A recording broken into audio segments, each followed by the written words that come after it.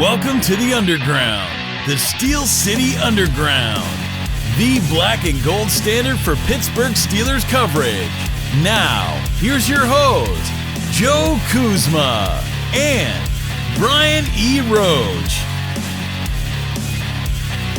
Hello, everyone, and welcome to another edition of the Steel City Underground podcast. My name is Joe Kuzma, and joining me, both of us with a pulse intact, is my buddy, Brian E. Roach. Brian, what's going on?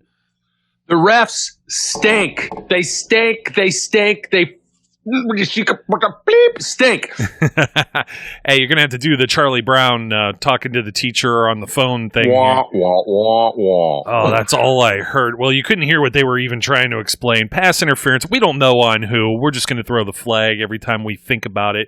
You know what? Only if the white team has the ball.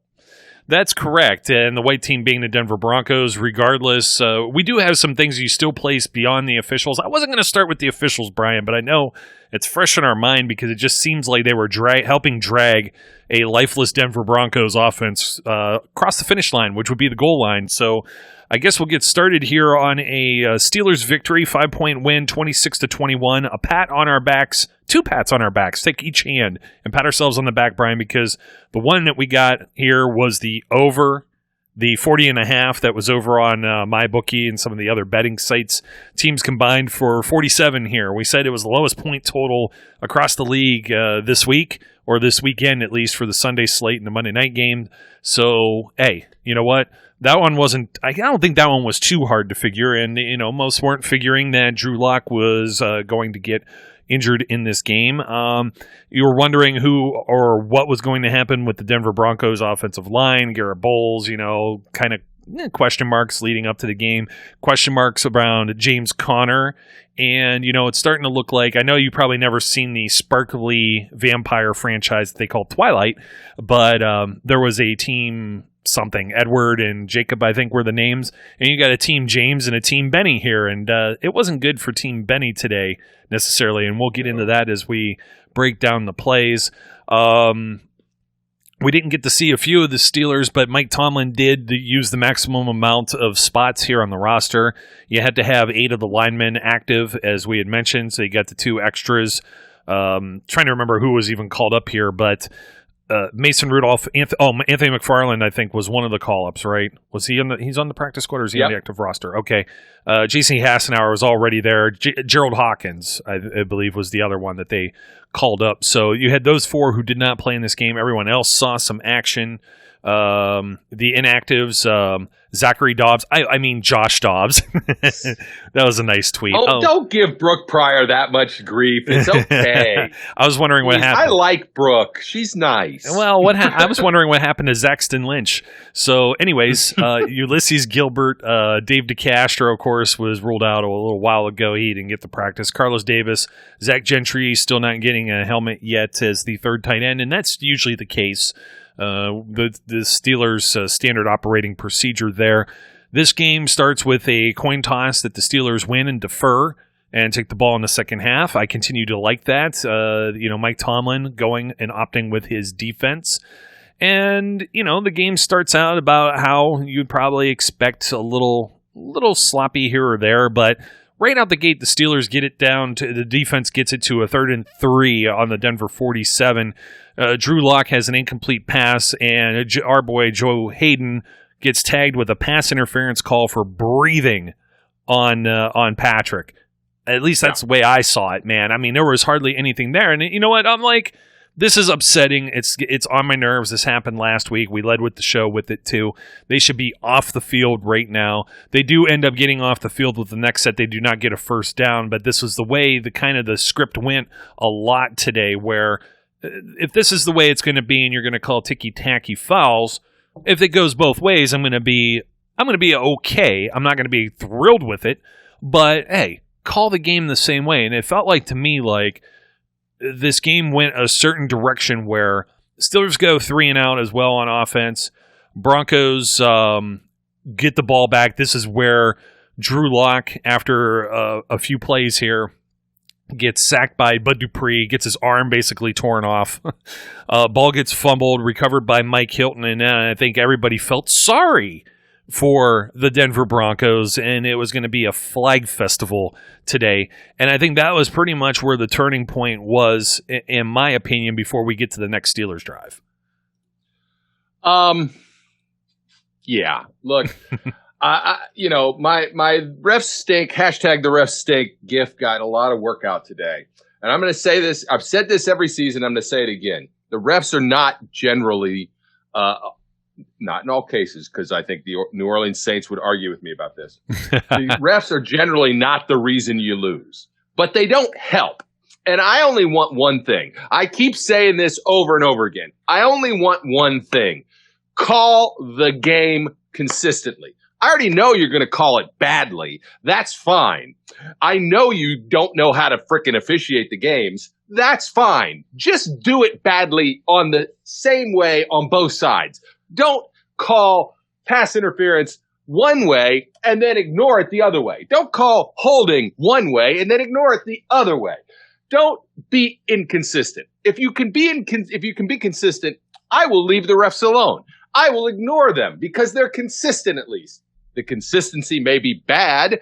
It may be like opening up a brand new bottle of milk and finding curd instead of milk. It may be bad, but at least it's consistent. They're not consistent. They stink. I may have to upgrade this to say they suck. Man, and you were doing a lot of self-censoring of other language we can't use or will be removed from certain platforms here. Yeah. So, or not be able to be played in a workplace or in front of children. So we try and keep it clean. And as far as I could say here, I'm looking at the team stats here. Total first downs for the Broncos, 23 to the Steelers, 19. Who would have ever thought that? Oh, wait a minute. 6 of those were by penalty. 6 first downs handed to them by penalty. We're going to go through the other plays here and get that, but the Broncos were 0 for 2 on fourth down. They were 5 of 15 to the Steelers, 2 of 12 on third downs, and I do believe that the Steelers probably should have gotten maybe the same benefit of the doubt, or at least the other way. The other problem is, Brian, is like the flag wasn't like instant. It was like, did I see what I think I just saw? Let me think about it for a minute. It was like the late flags are terrible. Oh, it's one of those things where it doesn't seem like there's much there and you're overthinking it. And I don't think Adrian Hill and his crew had a very sharp game today, at least from a Steelers perspective. If you're the Broncos, you're going to take it. If we're in their shoes, we're going to take it. But even then, we've been in a position here on the show where we've admitted where you've gotten something. What did the Steelers get today, really? You had Rich Gannon, who was homering pretty hard, even though he was sitting in Heinz Field as the color guy on CBS, who just, he was enamored with Jeff Driscoll. Like, it was just, he had a real, what do you want to say? He was like fanboying for him. And everybody when it came to the Broncos, it was just kind of bothering me that it's like, give this team some respect. And then to get a replay, well, we'll get to that one, but the only replays you could show are like with somebody's back to the camera, and the other one was like the all 22 film angle that they tried to zoom in, and it looked like YouTube, like its first year in existence when it was like 160p quality or whatever. 300 pixel width video quality. We've got surveillance cameras that are better than that, anywhere pretty much in the world. You can take a picture with your phone that's better than some of the photos that you're getting. I understand you're zooming in from up top, but we don't how do you not have all of these cameras? And it's an empty stadium. Put up some tripods or something, you know what I mean? Just how much money is involved in this to not have things along the boundary lines and everything like that. I will say the one thing, though, at least, well, we'll get to that. That was the other thing that we had right. So let's keep going on here. I was talking about how this looked better for Team Connor today. And, Team Ben looked pretty good, too. I will say that. But the next drive ends up 9 plays, 59 yards. Steelers go up 7-0 on a James Conner 2-yard touchdown run. And, at this point, I don't think that you were necessarily feeling it with Connor just yet. You have the Steelers defense. They force a few plays here. Let's see. There's 1 first down on this next drive, and then it's a punt. Then the Steelers offense gets the ball again. The end of the first quarter, you go into the second quarter, and the Steelers offense 3 and out. Like, there were a couple drops here that were kind of bad. There was the Deontay Johnson attempted end round where he fumbled the ball that was not sharp on the exchange. He just kind of butterfingered it. And you're just kind of like, they're going to find ways to lose this game. You have Brandon McManus hit a 49-yard field goal here at the beginning of the second quarter, and this is after you have Jeff Driscoll sacked for 8 yards. You have a 2nd and 23 situation where Melvin Gordon runs for -2. Grown-ass man Cam Hayward swallows him up. You have 3rd and 25, and somehow they find Cortland Sutton, and nothing there. It's one of those things where, come on, guys, you got to do something a little bit better here because you just didn't get anything done. The field position was bad coming off of the offense initially there, and it gave the Broncos a little bit of life at 7-3. Yeah, I'm going to go completely sideways on you here because I now have to. I may have to become a gigantic Vince Williams fanboy, and the reason is he just tweeted, "We beat 2 teams today." Ooh. Retweet. Vince, my friend, you need to not get fined. But I love you. I now love you, and I threw the GIF on him. You know, as you should. I threw the hashtag ref steak on him because Vince is now. I mean, I've loved Vince for a while, but I just love the way he does stuff. He just says what he's going to say. Anyway, all right. To get back to what you were talking about, look, the defense. To steal a quote from a guy, and I said I was going to do this, so I'm going to do it. He's at Devin Bush fan. He's now updated his name on Twitter to Terrell Edmonds fanboy. Tremendous. I know he started this, and I liked it early on. So I'm going to use it. This is not my line; it's his. I don't care. But early on, the Steelers' defense has been eaten like Mark Madden at a Golden Corral endless buffet. Damn straight, man. Look, the defense was feasting early on. And the only thing preventing them from really taking full advantage of that was really the way the refs kept giving them life. And the second thing was that the offense wasn't. Look, they looked – I was talking to a buddy of mine during the game and after the game, and I said, here's the thing. Even when they have 4 preseason games, they play like this anyway early in the season. Now you're looking at preseason game number 2. The sad thing is we probably can expect sloppy play for at least another couple games. Yes, they'll get better. The whining and look, I know they're going to get mad at me out there in Twitterverse, but the whining and crying about unprepared or bad this or bad that or playing down, I get it. They just aren't in sync yet. And for whatever reason, it takes them time to get there. There are a lot of moving pieces in this offense. There's a lot of young guys. Ben didn't play it all last year. There's a lot of things going on. They'll get better. I still don't think they're like will happen. I don't think they're incredibly bad. I do have to mention Mark Madden finds somebody that fanboys for him too because he just retweeted the thing about Vince Williams here. He says, "Imagine running your phone only 30 minutes after the game ends to tweet you beat 2 teams." I'm sure Tomlin reiterated this in the post-game speech, very Belichick-like. And, of course, Mark Madden will be all over it. He doesn't like anybody playing on their phones or social media. It's only good when he could send out, very negative, I'll use that as the term here, tweets. He can play on Twitter all he wants, but, the athletes can't. The guys who actually play that you're criticizing aren't allowed to say anything, so... he's very notorious for taking on and accepting challenges. I'm going to throw it out right now. I'm old. I'm 56. Mark Madden, I'll kick your ass. How about that? Let's fight, and I will kick your ass. Period. Thanks for drawing the attention to us. That's all he'll say when we're doing. He'll call us some bloggers or podcasters and dismiss us just like he does anyone anytime, else. Any day, anywhere. I'm there. Just call me, Mark. Well, you don't even have to call me. Just tweet it. I'll figure it out, and I'll come and show up, and I'll kick your ass. How about that? An old 56-year-old man will kick your ass. I mean, I'd be down too, but I'd feel bad for him. Anyways, geez, like 30 minutes after. I mean, it's not like, he didn't take a shower already. What else are you doing? You're going to check on your phone and, I don't know, you're going to check out some things. It is what it is. I've been there and done that, especially in this era. It's like everybody needs their dopamine, so you need to get to your phone and blah, blah, blah. Anyway, back to the game, and what were the things and happenings here? It was 7-3.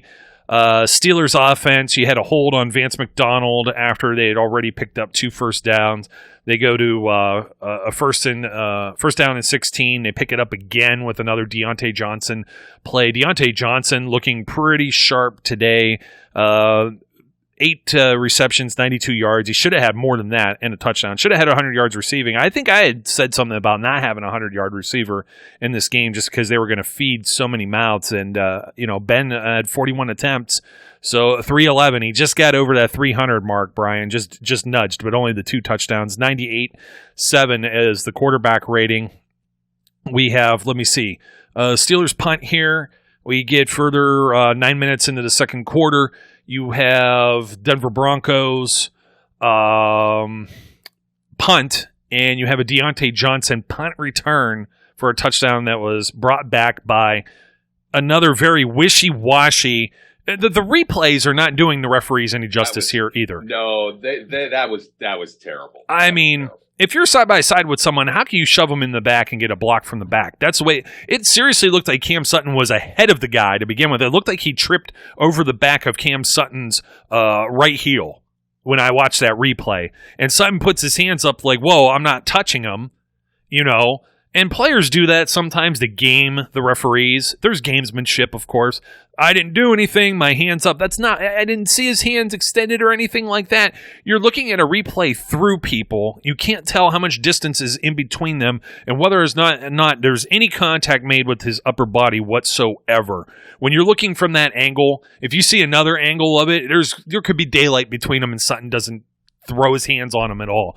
So I was not convinced of that whatsoever. Regardless, what happens next makes us look like freaking geniuses because Chase Claypool scores his first career NFL touchdown, something that we predicted on the last show, 84 yards due to, once again, bad camera angles. You have no idea if he stepped out of bounds or not, right on his tippy toes, just like Noah Fant later on in the game. So this one stands. The Fant one ends up standing. I thought was a good challenge. We'll be getting to that too, because what else are you going to do? You're going to do that there. I hate losing a timeout, but hey.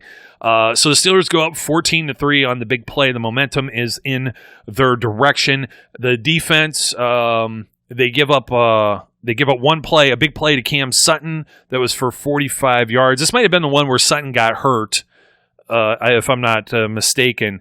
And then Jeff Driscoll starting to get ping-pong. Tyson Alualu gets him. There's a couple incomplete passes. There's a missed field goal, 58-yard attempt at Heinz Field. Vic Fangio, we were talking about questionable coaching decisions, and we mentioned him on the pregame. There's one right there, and I'll gladly take the ball from the Steelers 40 right there, which they didn't get to capitalize on again either because you had another offensive holding. It amazes me that the Steelers, probably leading the league in sacks if I were to guess, are among the top. I'll have to go look. I'll have to go look. But it amazes me there was like maybe one holding call against the Denver Broncos the entire day. You have all of these offensive holding calls on the Steelers offense.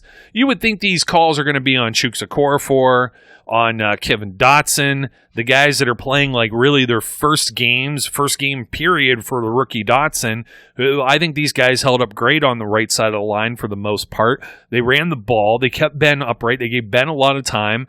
And there was just, it wasn't quite clicking, but we're at almost the 2-minute mark. Denver Broncos turned the ball right back over. You had a Joe Hayden interception off of a tipped ball. That was a thing of beauty. The team seems to swarm a lot. They seem to communicate. They all seem to be practically on the same page when it comes to turning the ball over and stopping stuff. The only thing that kind of sucked here is that the Steelers get the ball on the Denver 11, and they can't do anything much with it. They end up settling for just a field goal and leaving 42 seconds on the clock before the defense pretty much shuts things down again with another short Denver drive. They take a knee. They go into halftime. They're up 17-3 and getting the ball to start the second half. You feel good about their chances going forward. And then all the crap starts to happen. So, third quarter, they do not capitalize on it much at all. You have Ben finds Connor for a little 9-yard dump off. They get one first down. They end up losing yards with Benny Snell. Then you have Ben attempting this, whatever he's trying to do here, trying to find Juju Smith-Schuster, Justin Simmons, a name we also brought up in the pregame. The safety of the Denver Broncos gets the pick there. And then there was a block. There was illegal block above the waist, which was the one on Ben, where Ben turns his back and gets cracked. So that's smart, because there was something very similar to that where they were talking about protecting quarterbacks outside the pocket. You can't go and just tee off on these guys when there's a turnover. It's not just a free for all like that too. So they've changed some things, but still, it's a turnover by the Steelers. And you end up giving up points. They didn't end up giving up a touchdown, but it's now 17-6 off a 28-yard, basically a chip shot.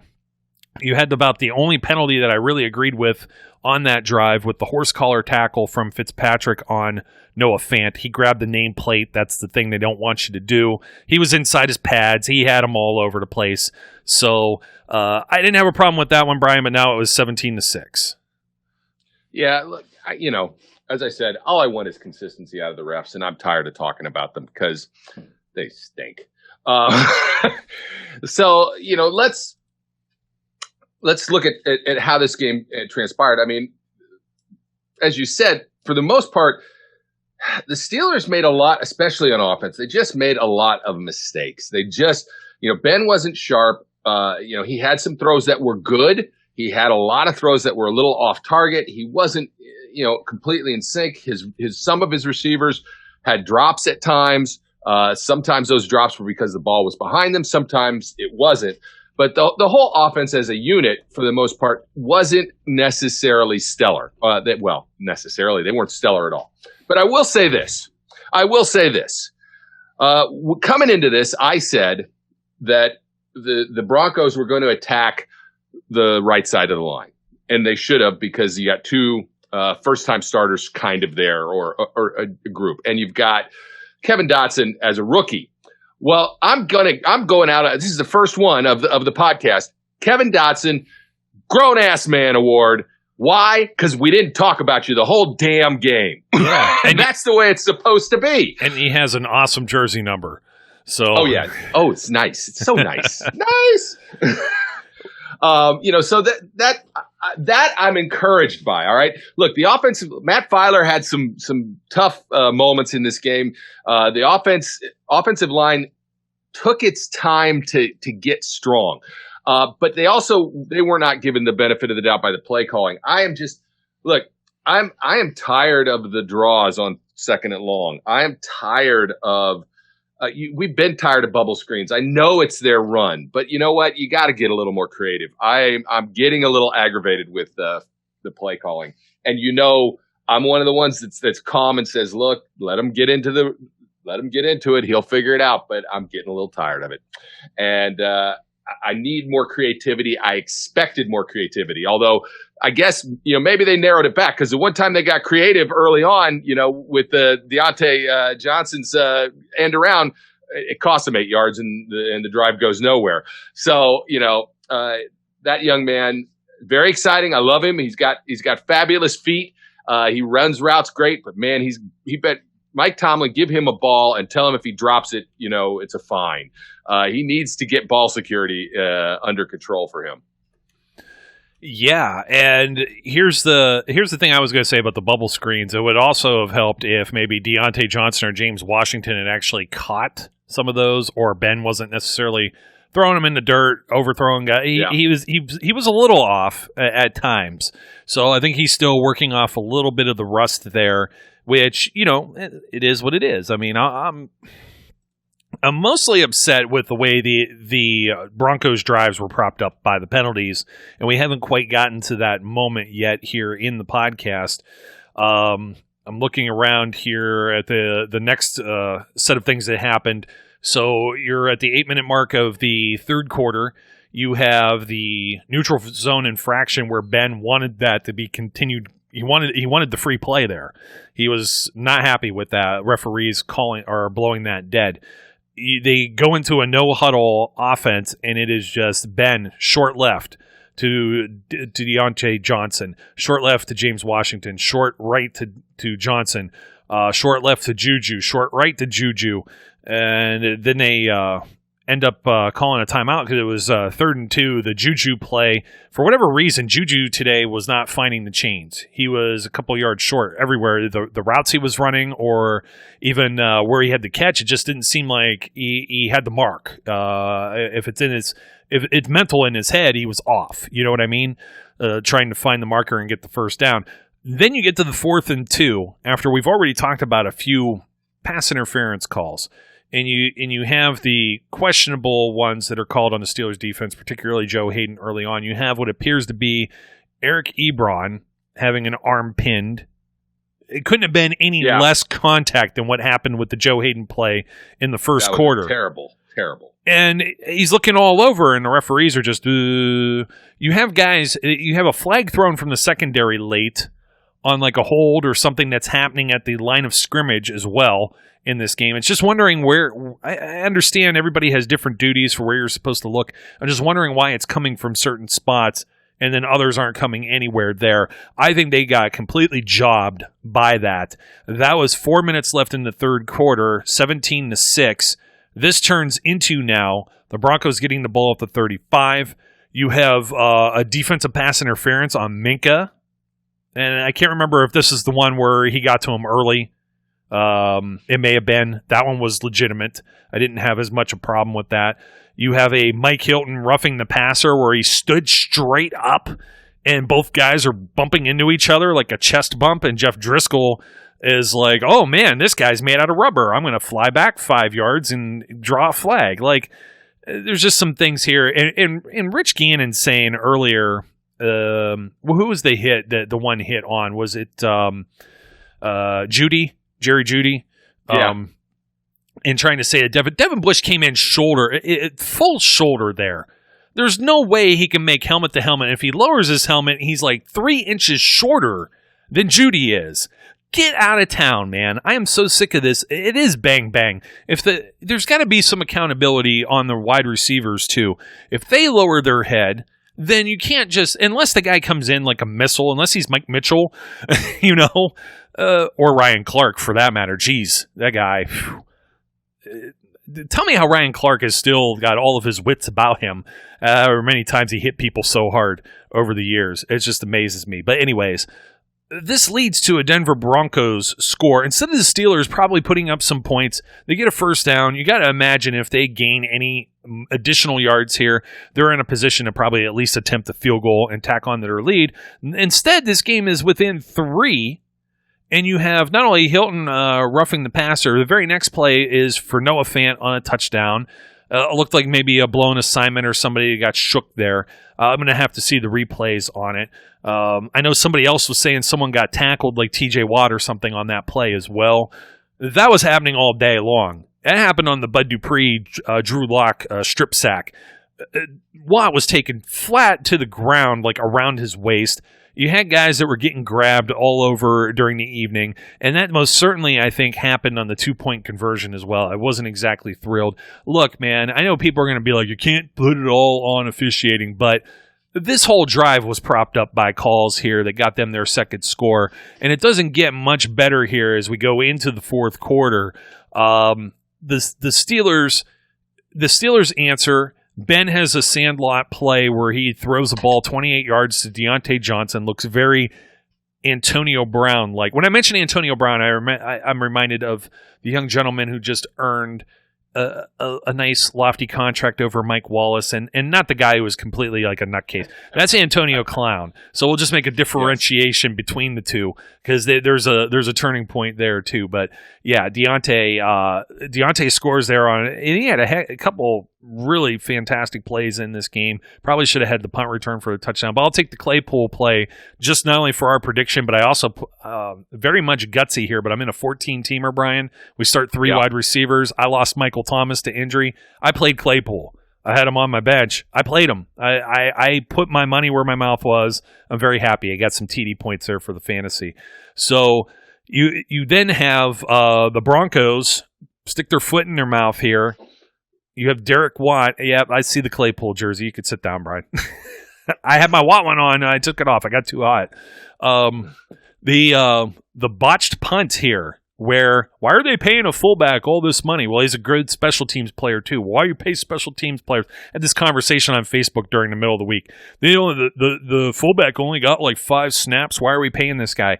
The guy he replaced basically on special teams is making way more money up in Buffalo, Tyler Medikevich, on whatever deal he has. He's making like $8 or $9 million, and he only does special teams. Well, Derek Watt is known for his special teams. You got yet another Watt brother who makes a fantastic play. Steelers get a safety. They're up 2. Very first play from scrimmage, Team Benny, not looking good, fumbles the ball, gives it right back to the Broncos. Broncos come all the way back down the field here now. You had one hold, finally, Garrett Bowles. It was 1st and 19. Jeff Driscoll finds KJ Hamler somewhere. You have a defensive pass interference that's called with Nick Vanette, that crybaby. I didn't forget about his offseason. And that drive is sustained there, and they end up getting the pass to Driscoll to Melvin Gordon for 16 yards with Vince Williams in coverage. Vince Williams covered that about as well as he could without making anything that would have looked like or been construed or perceived as a pass interference call and put it on the 1.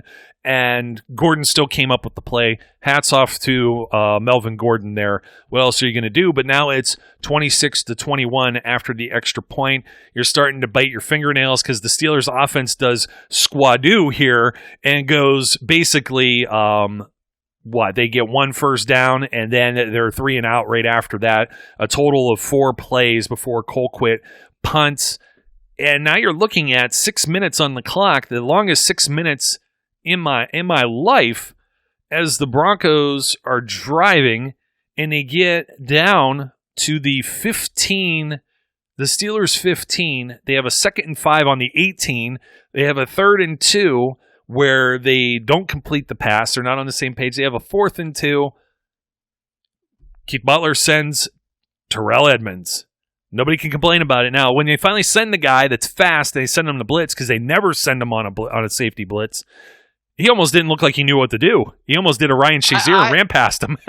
I am convinced Terrell Edmonds just went, wait a minute, there's nobody. What am I'm going to be able to make a sack? Yeah. He almost stutter-stepped his way out of it, but finally got it back in control, and good for that young man.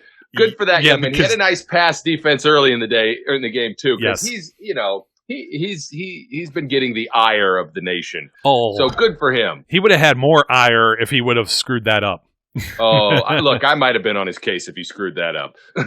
Yeah, well, who wouldn't have been? So that was such a gimme. But hey, you take advantage of those moments, and he did.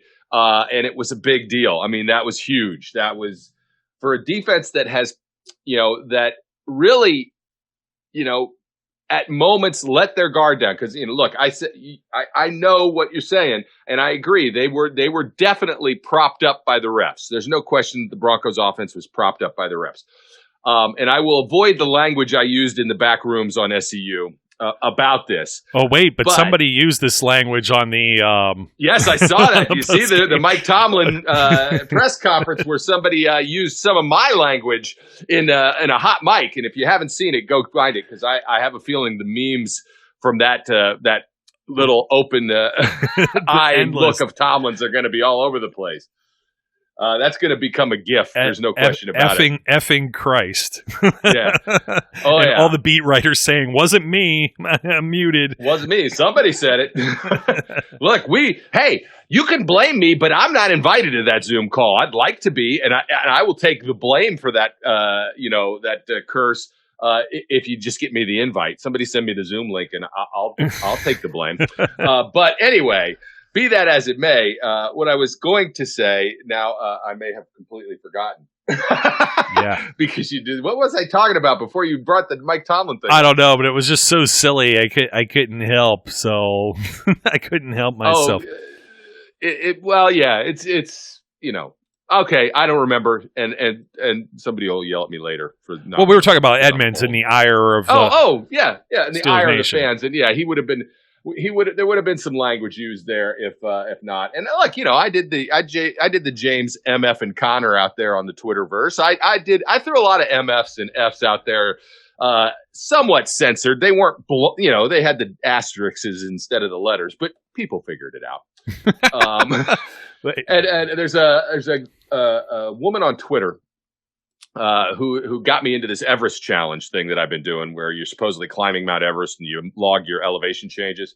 Anyway, her I don't know, whatever that Twitter handle thing is, Hashtag. Sports Loving Melissa, or handle. That's handle Sports Loving Melissa, and I'm going to give her the shout out because after I tweeted out after James Conner's 50+ yard run, James MF and Connor, she said, I think we should change his name to this permanently. Not the Terminator. They used to call him the Terminator based off that John Connor of the Terminator movies. That was his pit nickname, sort of kind of there for a while because he had some time off here or there, and I think that kind of went away after a while. But going back to his college days. Speaking of, I guess that's something to go to first. Well, we got the Claypool thing. I got to give him his gam. Yes. I got to give Chase Claypool his grown-ass man because, damn, grown-ass man. And it's not even just for the 84-yard touchdown. 3 special teams tackles, I believe, if I'm not mistaken. Getting down there as a gunner, grown-ass man kind of stuff. I like it. I got my jersey on. I'm not regretting this purchase as of yet, and I hope I don't ever. But look, he earned it in week 1. He's earned it in week 2. Next week, I got to be sporting the Claypool jersey again. I'm not superstitious, but 2 wins 2 weeks in a row. I even got my special Steelers underwear on. Ooh, that's the only thing my 7-year-old always says. You're wearing all Steelers stuff: socks, shorts, shirt under the jersey. Whatever I got the Apple Watch band. Yeah. I got the wristband. I had a hat. I had the neck chain on. I have everything, man. I got it all except for the underwear. I just don't know, man. It's like I'm not going to pull the Seinfeld one either, just for the sake of not having something not Steelers on and be like, they're out there, Jerry.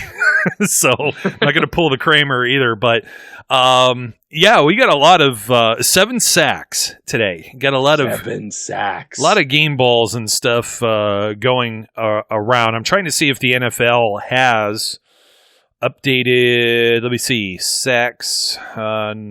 Okay, so far. Oh, come on. This can't be updated yet. They have the Steelers sitting here with 2, so they have not updated yet for the sake of this. I think they may have the Eagles with 8, but they have not updated. Didn't they have 3 last week? I thought they had 3. That's what I thought, too. I'm going to go back and look at that real quick. Let's see here. Pulling it up. TJ Watt, however, 2.5 sacks. We did call that. I did call that. I said Bud and TJ are both going to get a sack, and they both did. TJ just outdid Bud by a sack and a half. Yeah. Wait, I'm looking here. There's 3 last week. Vince Williams, Mike Hilton, and Stephon Tuitt all had a sack. Yeah. Man, NFL, what are you doing here? Maybe it's how many they've given up. Maybe on passing. I got to find team defense. Oh yeah, it's offense. It helps if I click on the defense tab, Brian. All right. I was gonna blame them for smoking the wacky tobacco, but it's you.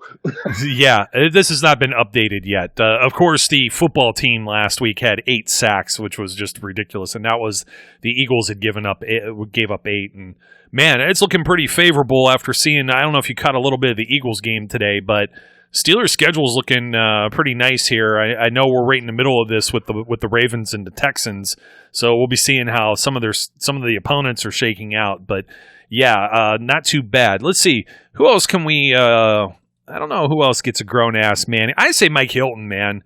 Mike Hilton yeah, absolutely. I tweeted this out. He's diminutive, but he's still a grown ass man. He played well.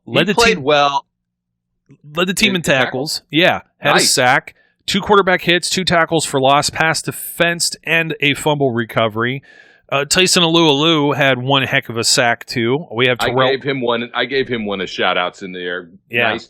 And I gave Cam Hayward one too. You know why? Because you love Cam Hayward. Pressure on, and damn it, Cam Hayward is just a grown ass man, and that's all there is to it. I was waiting for 2 games to say it because he didn't really give me anything in the first game, but he blew by one of those guys in this game, and the pressure caused something. I don't remember what, but damn it, Cam Hayward gets a grown-ass man award. He gets it. James Conner does too, man. 16 for 106, 59-yard long. I know you could throw that one out and think it wasn't anything too tremendous. Benny Snell had 3 for 5. There wasn't a whole lot of opportunity there, and you're not going to get a whole lot of it. You got to really – it's a fumble. You're going to secure it. We didn't mention Juju, 7 catches, 48 yards. Eric Ebron, 3 for 43. James Washington, 3 for 22. Connor snagged 2 as well for 15. Jalen Samuels had 1 for 4, and Vance McDonald 1 for 3. Benny Snell also caught one and lost 4 yards. So it just wasn't clicking for Benny, and I don't mean to drag him down, but when you're in the midweek stuff and people are looking for things to talk about, as we mentioned with other storylines, that I don't think there's anything that's popping up from anything off field today. It just didn't seem like the focus was there as far as they tried. Somebody was tweeting it out early about who Pouncey had on the helmet and all that stuff. They tried to get I know who it was. Some nonsense going. I'm not gonna call him out. I'll protect the guilty there. If you're interested, it's out there. It's the internet. You can go find it. I'm just saying, for the most part, man. I mean, it seemed like pretty football focused for the Steelers. Kurt Warner was out here on record pregame saying that no quarterbacks in week 2 would complete 70% or better of their passes. Ben Roethlisberger says, "Here, hold my Gatorade." So 70.7 completions, 311 yards. I think Ben, other than the interception, he had he would have been over 100 rating. Yeah, so he would have been. He could have had a gam if he didn't throw that pick, because that was a bad pick. That was all Ben. But really as I said at the time, that's what you get with Ben, right? He's a cowboy, so to speak. He's a gunslinger, and you're going to get the bad throw every now and then and the bad decision every now and then, but then you get the play to Deontay, and it balances the good and the bad of Ben. We saw both of them today, but yeah, when you have the bad Ben throw, I can't give him a gam. Yeah, absolutely. And not sure. Wait, I got one more. Oh, okay, go ahead. You know who else I'm giving a grown-ass man award? Mike Tomlin. No, me. Damn it. I'm giving me a goddamn... I almost threw it out there. I almost threw the GD out there. I'm giving me a GD grown-ass man award. Why? Because I was 13th place in the NFL Centennial 5K run for my age group. Old bastard running his ass off in a park, and I was 13th, and I'm proud of it, damn it. 27 minutes and a little bit more. I'm giving myself a grown-ass man award. I'll say for the most part, I mean, the defense was out there longer than we would have liked. The Broncos had more time of possession. They got tired in a few spots, I think, there. But the main takeaways are the defense is still 100% legit. They're not going to have those flags thrown at them by every single referee crew as they're going through the season. I'm not even sure who Adrian Hill and his crew had last week, if they even had a game. I'm assuming with a full slate of games that their crew worked. But I do believe there's something like 20 crews to 16 maximum games. So there is a possibility that they, had a little bit of the lack of preseason blues as well. Even though I'll say the refs stink, I will let it slide just because the Steelers get the W. I can't complain much more than that. Mike Tomlin, did you have a problem with the challenge flag? We didn't get to really talk about that, but what are you going to do in that situation otherwise? Just let it slide. It's a pretty big play. You either call a challenge or you just call the timeout. I think that when you look at it, there's always the chance that, somebody has a poke in the eye in New York or whatever and looks at it and goes, well, I don't think he fully secured that ball before the first foot was off the ground, and therefore the first foot is out and the second. Who knew? All right. I don't care about that challenge because I think it was you either call the challenge there or a timeout in order to give the defense a break. So you lose a timeout, it's the same thing. It's no difference. You're giving the defense a breather. And I think that's fine because they looked a little gassed. And I want to know if, look, commentators on the pod, those of you listening, I want you to notice that Joe gave me no props for my run. What? No, you gave yourself enough. We ignored my grown-ass man award for myself and just moved on, blew me completely off. See if I take you hiking. I think you did enough of your own patting on your back. You have a third arm there, maybe. I did retweet it, though. Oh, well, that's nice of you. Thank you. I appreciate it. And I did it much earlier before you didn't even have to ask for it. So, yeah, you know what? I was going to say something. 2-0 feels a lot better than 0-2 or 0-3 or anything like that. So, I will take it. Here's what we got next week. Texans. It's supposed to be the Watt Bowl. Bill O'Brien doesn't know how to coach football. He just gave the Ravens a free touchdown. So okay, gives players away too, man. Yeah, I know he's an idiot. and one more hats off here. The Ben Roethlisberger again had a 100+ passer rating in his first 2 games of a season for the first time in his career. I don't know why NFL Research put this up. Did he? I thought it was 97. Yeah, I'm looking at this and right here on their own stats. They're smoking crack in the NFL stat book. There's something wrong with them.